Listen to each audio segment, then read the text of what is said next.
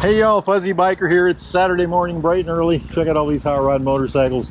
Royal Enfield Himalayan air-cooled, Royal Enfield Himalayan air-cooled, Yamaha Tenere. Over here we've got a Tiger 900.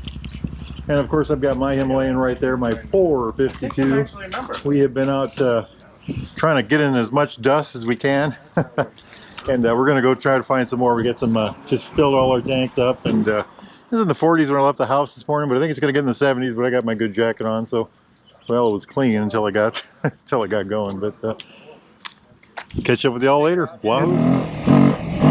We are somewhere in the Lost Hills. Doesn't really look like it right here in this spot, but there's the old bikes right there. Just came off that road over yonder, over that wooden bridge. A bunch of grain trucks out there, and it's so dry out here right now that that there's just dust everywhere. Well, that's what these raccoon tracks are in. So we've been having to, spread out a little bit and get some distance between us. Everything's going pretty good. Amazing how well these bikes all work together. These Himalayans and the Yamaha Tenere, and of course the Tiger. Good day for a motorcycle ride. All right, y'all, we are on the trail again. Wahoo! We just had a little powwow meeting there on what to do. While we were sitting there, a Super Tenere and a Transalp went by. That was really cool. The big problem today is the dust and the semi's full of grain. We have to really watch for those. You can see all the dust on my windshield. I hope that's not causing too much of a problem. The bikes are running great. I'm really impressed with the Himalayan 411s. You know, on this terrain, they're just about as equal as anything else. They've got plenty of torque. You can't go too fast on these roads. I just got my bike out of the shop. It's got 12,842 miles on it. We just had the second valve check, and the exhausts were fine. The intakes were just at the minimums, but we left them there. And what we're going to do is I'm going to drive it a couple weeks, and then we're going to take it apart again and check it again just to see where they're at, and then we'll get some more space in there for them. So we are in the Lost Hills. We're kind of near Pisgah, but we're kind of winding around on gravel roads. The guy that's leading us, Rich, this is kind of his territory. I think he's on a Tiger. Yeah, he's on his Tiger today. He also has a Honda 450. We'll have to get a look at that soon. Behind me is a Tenere, a friend of mine on a Tenere, 700 Tenere. Nice curvy roads through the hill here, of course. Hey, what's going on here? This soil on the left, that is loess soil. Loess soil is, the glaciers would freeze up all the water, and then in the spring and summer they would melt off, and the Missouri River, which is just a few miles from here, would grow 20 miles wide. Fall would come, the glaciers would freeze back up, and the river would dwindle, and the dust that was left would blow over to the east, for the most part to the east, and that collected here on these hills. So there's not a single rock in these hills that wasn't brought in by man or animal, and that formed these amazing Lost Hills. The soil itself, one of its characteristics, it's a pancake-shaped grain that has, hey, look at this road. 4, 5, 6 sides, something like that. But it likes to stack almost vertically. It'll stack almost vertically for years on end, unless something interrupts it. It's very fine dust. And I think the stack rate is, I think it's 11 degrees. It's what it'll angle at. Anyways, it's plentiful on the west coast of Iowa. I say west coast because there's also an east coast where the Mississippi River on our Iowa's east coast. Hey, we got a tree down by golly. What do we got going on here today?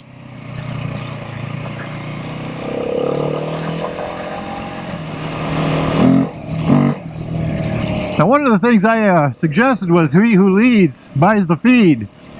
In other words, whoever leads the pack buys the gas or lunch. They're not getting any dust, right?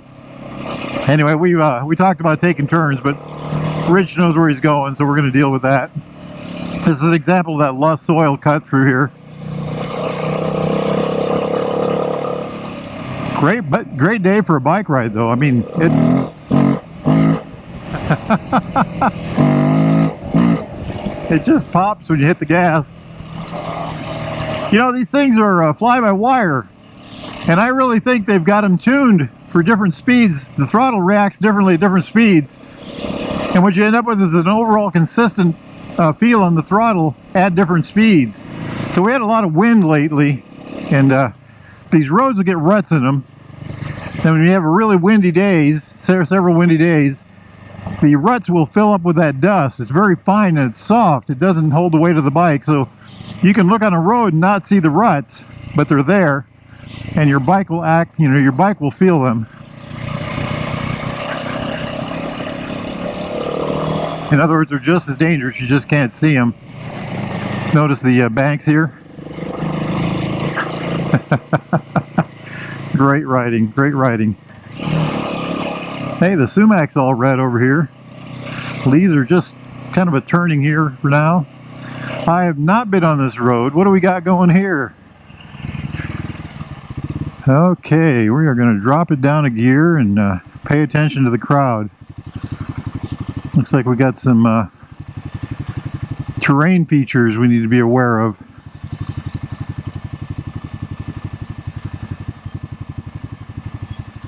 Ah, tree down, tree down. Let's see what they do. Can we drive over it?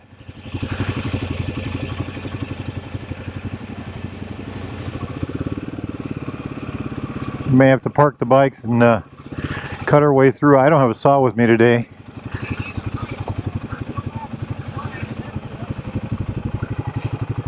All right, y'all, look at this. We've cut our way through here, a little spot. I'm gonna go hop on my, look at these banks. I'm gonna hop on the old Himalayan here and see if I can cause some damage to myself or the bike. Look at that dust, good grief. Okay, here we go. The first rule of this is get rid of all your speed. No speed. I love it. Oh, tree branch tried to grab me. My foot. Here we go. We're at the point of no return. That went by years ago, actually. Oh! Tried to grab my handlebars. Got speared by another branch. We did it. We did it.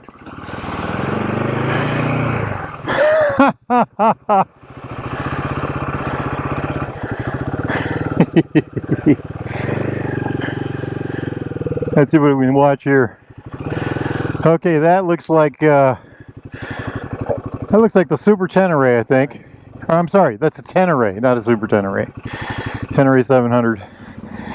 No problems. This is a 411, I think. Hey, how do you turn this ABS off? All right, you ready? Hey, wait, I'm pointed the wrong direction. Just go that way. We'll meet you back in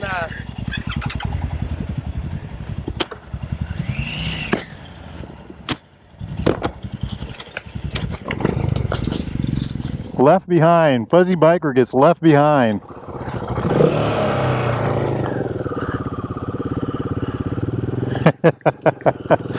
Wahoo! Oh, the dust. The dust, the dust, the dust. Well, if that's the worst we run into today, we're doing pretty well. Pretty good. Less soil makes dust. Ooh. Let's go down a gear here. I got a Tenere behind me, but he's got plenty of room. Look at these banks. These banks have been like this for years. I don't know why vegetation doesn't grow more in the sides. Big holes in the ground, by golly. Hey, look at those holes. Holy moly, you'd lose a bike in there. Sometimes these ruts that are in the roads can get pretty deep. And by deep, I mean too deep for a bike like this, even with a 21-inch tire. And then we got this sand right here. It's like a powder almost, you know. I'm not much of a sand rider, but I'm getting the hang of it over the years, you know. Here I just can't really see that well. One of the reasons you wear a helmet in a trail like this is you don't want to get hit in the head with a branch. Going through that mess of trees that we had back there, some of the branches were sticking me and trying to hold me back. Oh, look at this big rut here. I'm on the wrong side of it. No problem, no problem. Now this is all sand again.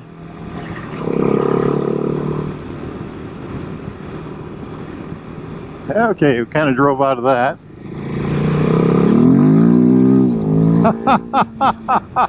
Sideways there a little bit, huh? Just a little bit, just a tiny bit. Simmer down, simmer down. The bike is running grand. You know, Baxter's just had it 12,600, I think, when I took it in there. And they checked the valves, they cleaned the air cleaner, they changed the oil, they did all that kind of stuff. They looked it over. You know, this is I suppose one of the higher mileage ones that is in America right now. And so they were looking for any defect or any kind of problems. The bikes only came into America, I think, 9 weeks ago, maybe 10 weeks ago. I've got that Dunlop Trailmax Mission tire on the back. I put that on at 7,600 miles, or it's 12,800 right now. Boy, that thing handles really well. I've got the stock tire on the front, the stock Seat yet, and it still looks viable. It's still a good tire. I think it's got several thousand more miles on it. I'm thinking about replacing that with a Dunlop Trailmax Mission front when the time comes. I think Baxter Cycle has those in stock. They got 4 in Baxter. Speaking of Baxter's, they got 4 more of these in yesterday. I think they're all pre-solds, but sometimes people back out. So, you know, always call them up and ask them what they got. The suspension on these things is 8 inches of travel in the front. It's a 43 millimeter fork with about 8 inches of travel. It's about 200 millimeters. It's got the 21-inch front tire. That is the really big deal. The 21-inch front tire, I mean, it's all a big deal, but if you've never had a motorcycle with a 21-inch tire, boy, you're missing out. Look at this pea gravel. Holy moly. What the heck was that all about? I think it was for the on-ramp to the bridge back there. Anyway, and then for the brakes, oh, I thought that was a curve. For the brakes, they upped the disc size from a 300 millimeter on the old 411 to a 320 millimeter on this new bike. And it really makes, you can really tell the difference. You know, on a bike for gravel, you don't want a super grabby brake, but you want a good brake. And this bike is fast enough to do a lot of pavement. Literally, you know, interstate, literally. I've done 1,000 miles of it in one day. So you definitely want brakes that are good on the road. And this has that. This has very good brakes. Single disc on the front. The rear is a 270 disc on the back, single disc. The front is a dual piston bi-recaliper. The rear is a single piston. I don't know if you can hear that DNA filter I got in there. It's a very playful machine. So we did all that maintenance on this bike, and one of the interesting things was the chain. So in 7,600 miles, I didn't have to adjust it at all. 7,600 miles, I brought it in, did an oil change, and we adjusted the chain. Well, then the very next day we put a new tire on it and adjusted the chain. And then we went, let's see, I did about 5,000 miles, and we did service on it, and we adjusted the chain again yesterday. So very good chain in that sense. You know, it's wearing well. I do keep it lubed. I do try to keep it clean. And then, you know, let's talk about transmission. It's kind of an interesting box. It's a box that is a transmission that is designed to work well in everything from climbing up Rocky Mountain roads like we did the BDRs in Colorado, going through rivers, on this gravel, on the dirt that we were just in. It'll do normal city riding just fine. It'll do you name it, you know, 2-lane blacktops. It'll do interstate, of course, and it just does it all really well. An interesting characteristic it has a little bit of a wide throw from first to second gear, and in fifth to sixth, it's also a little long for some reason. So you really got to do your shifting positively. You can't be lazy when shifting up or down. You don't have to be forceful, but you shouldn't be lazy. It works pretty darn good overall. It's not as smooth as like an Interceptor transmission, but it is right up there with that, and it works in a much wider range of terrain. You know, it's a very good transmission. I'm very happy with it. And one of its interesting characteristics is it will up and downshift without the clutch pretty well once you learn how to do it. So it's kind of like having a quick shifter, you know. Look at this corn left and right of us. That stuff is ready to be harvested, by golly. Let's see what we got here. No traffic. We are north of Pisgah. Ah, more gravel. They just can't seem to get enough of it. This is Richard's ride, you know, Rich's ride. We're following him today. He's doing a great job. These are called 10 bales over here. They weigh about anywhere from 1,000 to 1,500 pounds. These trees are all in the Luss Hills. Just over that is a big flatland. Maybe we'll see that here in a little bit. And those are the floodplains for the Missouri River. So I talked about the transmission, the engine. Talked about how they cleaned my air filter and they did all that neat stuff, you know. Check the valves. The suspension, the rear suspension, by the way, is 8 inches of travel. Also, it's a Showa monoshock. The front forks are Showa also, upside down. Ground clearance is about 9 inches. That's about 230 millimeters. Wet weight for this motorcycle is 430 pounds, or about 195 kilograms. Horsepower is 40 horsepower with about 30 foot-pounds of torque, or about 42 newton meters. It's got plenty of torque. The torque is always right where you need it, it seems. It doesn't have the tractor motor that the old 411 had. You know, the 411, it seemed like it was always, you could lug it down to nothing. This one starts complaining if you start lugging it too much, but it will lug. It's a beautiful engine. It really is. You know, we were expecting a beautiful engine when they came out with this bike. When we got to ride it, the thing that really blew us away was the suspension. The engine, of course, but the suspension was just, it's a fabulous thing, and it's really not adjustable except for the rear. I think it's preload, the spring.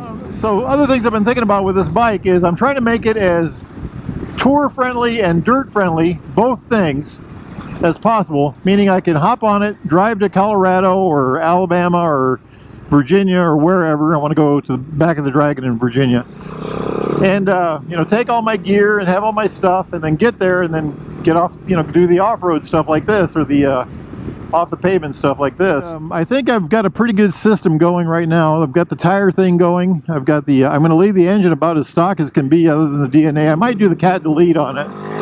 I don't want it to be much louder than it is.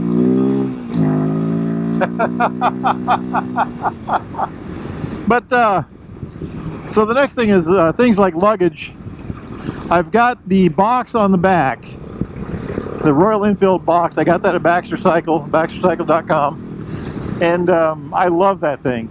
So the big worry was, will it stay on the bike when we're riding the rough? Well, we had it in Colorado, and you know, renting those the rough, and I ran a bunch of rough roads with it already here in Iowa. So far, zero problems with that issue. You know, it stays on the bike. The other thing I worried about was dust getting in there, and we'll find out by the end of the day today. But so far, that has not been an issue either. So what about other luggage? I would like to have, and I thought about getting hard luggage on the back, but I don't really want that because when we go off-roading, that'll be an issue. I could get soft luggage that goes on a frame. Yeah, that's nice.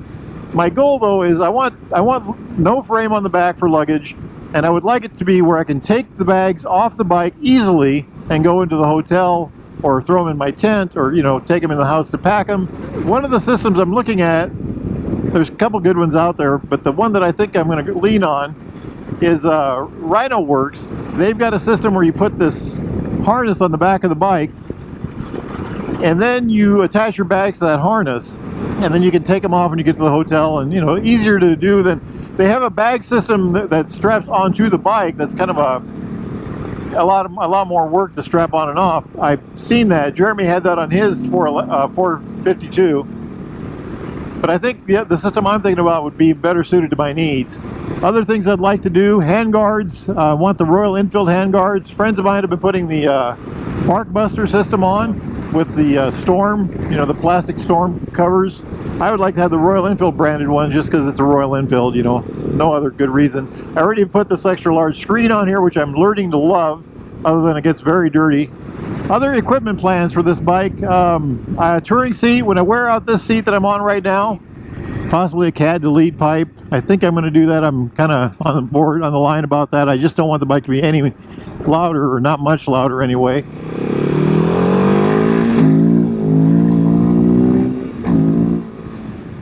Wahoo!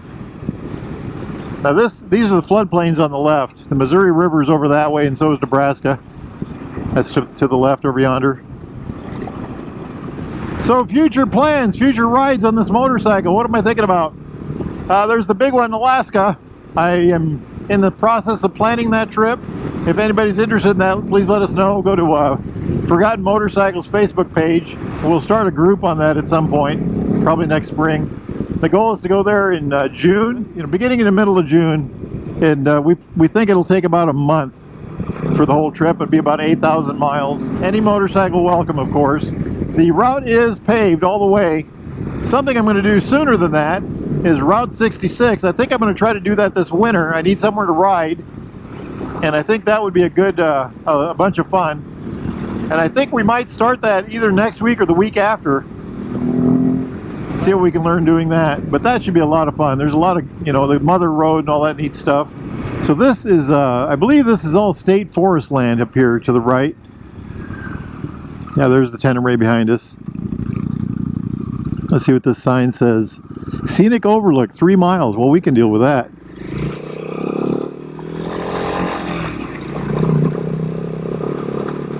I'm going to take it a little easier. I don't want to I'm going to take it a little easier. I don't want to catch up with those guys. A little bit of washboard there. More rides to talk about. Still wanting to go to Canada, and I want to go up on this particular motorcycle. And if I do that, I want to do it, well, in the next couple days. So I got to do some research on weather. I simply want to go cross into the border, check out America's most northern point in the continental America, and then come back. And the reason I want to do that is I want to make sure there's no problems with me or my motorcycle getting into Canada. Hey, this is an old school, Sue's School. Well, that was certainly a quick stop. Sometimes in these hills, if you look up into the timber, you'll find old cars or, remnants of old buildings, things like that. Hey, there's the spot, by golly. Way up there over on that hill is a deck, observation platform. We'll run up there and check it out. It's called the Loess Hills Lookout or the Spot. All right, my friends, I'm going to shut this camera off. I'll dig the other one out, and we will go up there and check it out. Wow, we have made it up to the spot. I'm going to run over here and show you really quick what we got. Loads of people out here today, but check this out. This is all Iowa prairie. These are the Loess Hills. There's a big walking trail system that goes through here a couple miles, and this is all state forest over yonder. But that's not what we're here to talk about, is it? We're here to talk about motorcycles. So we've been bugging down the old roads on these little hot rods, and so we've got my Royal Enfield Himalayan 452 right here. This is a Royal Enfield Himalayan 411. This is a Royal Enfield Scram. This is a 900 Tiger. Baxter Cycle sells all of these. This is a Yamaha Tenere 700. I've ridden one of these that Baxter Cycle had. But check this out. He's got the nifty bags, Tuss bags, all kinds of good stuff here. This is Steve's bike. He's got all kinds of goodies on here. This fellow just picked this bike up yesterday. That's what I like. Just look at that. He put the box on the back. Once you have a box like this, you always have one. They're just, I got one on mine. I just love it. And then, of course, this is the Tiger bags, the whole bit. This guy rides all over the place. I mean, he just goes everywhere. Absolutely gorgeous machine. Hey, look at this. Ha ha! Is that Jeremy? Check that out. That's Mark. Oh. Ha ha ha! Hey, Mark. What the hell's going on? That's our buddy from Colorado. Isn't that crazy? Here in Iowa? Anyway, we've just been out having a ball. I think I'm going to call this kind of quits for videoing today and enjoy the rest of the ride. But if y'all are interested in anything like this, a new used Royal Enfield Triumph Classic British bike of any kind, new Himalayans,